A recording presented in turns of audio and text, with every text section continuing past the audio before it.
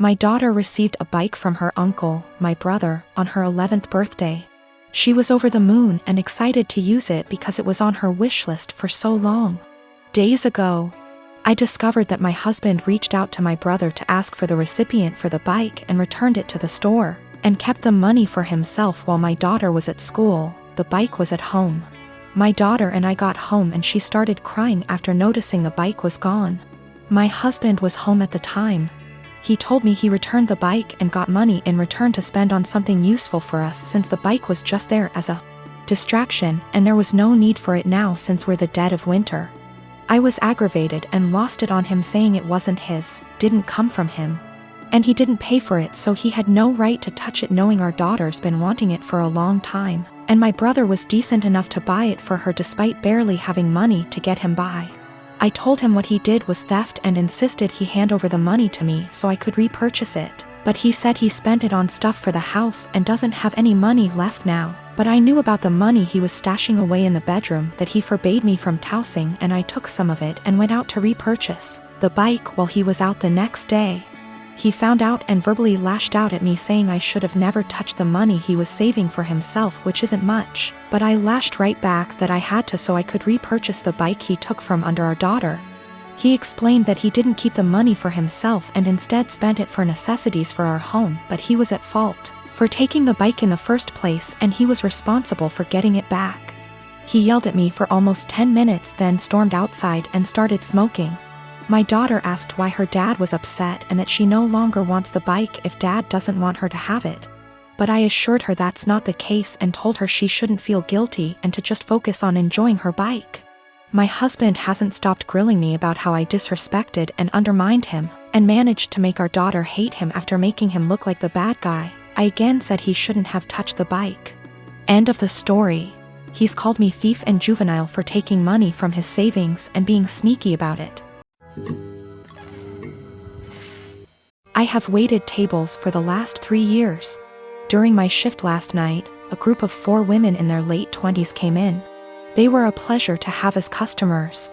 They ordered 4 of our house cocktails to start with and then went over the menu for their entrees.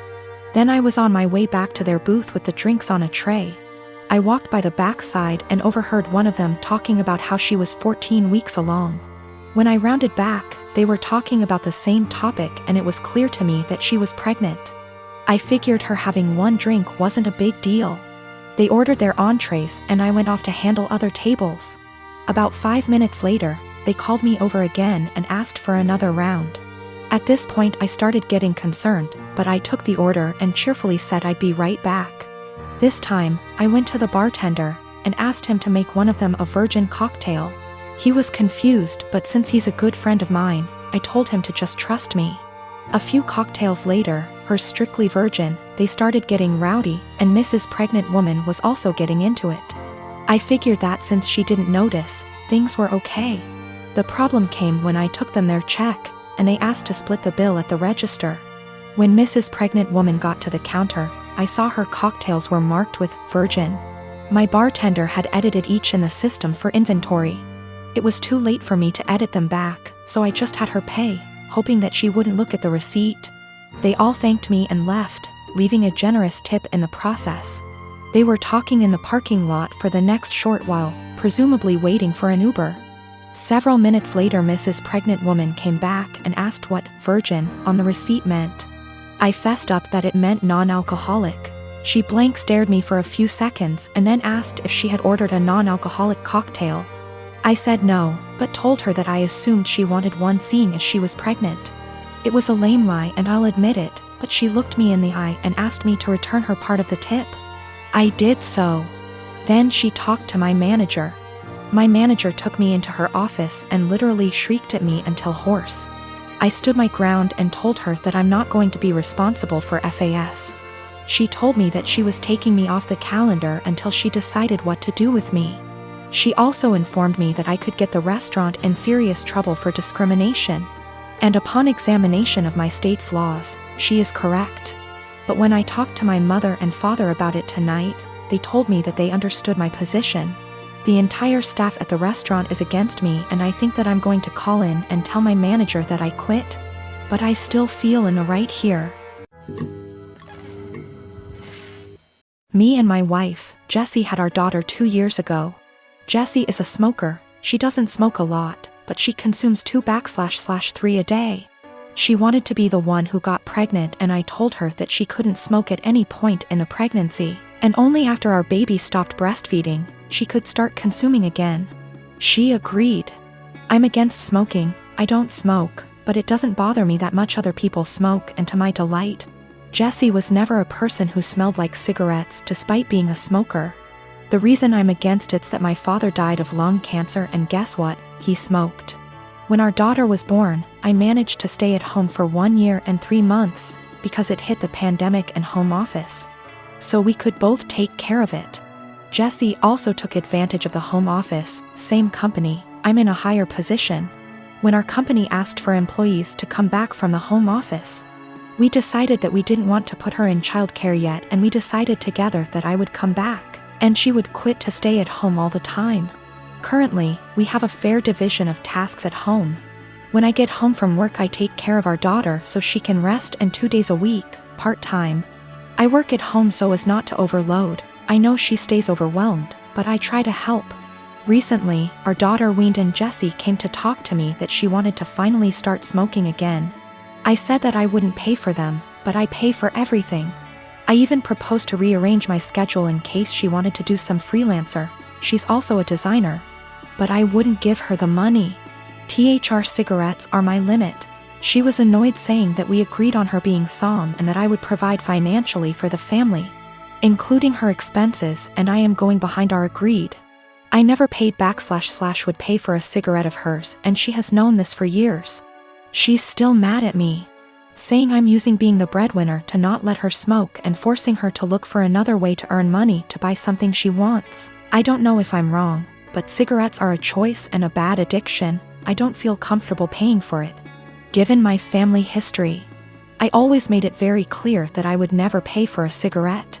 When we made the decision for her to be SOM, I told her I wouldn't feel right paying for her cigarette, and she reassured me that it was something I wouldn't have to worry about.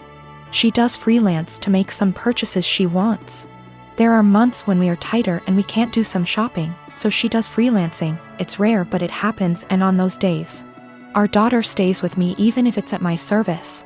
I never limited any of her purchases, ever, if not because of tight money. For more extravagant purchases of hers that I can't afford, she freelances and buys.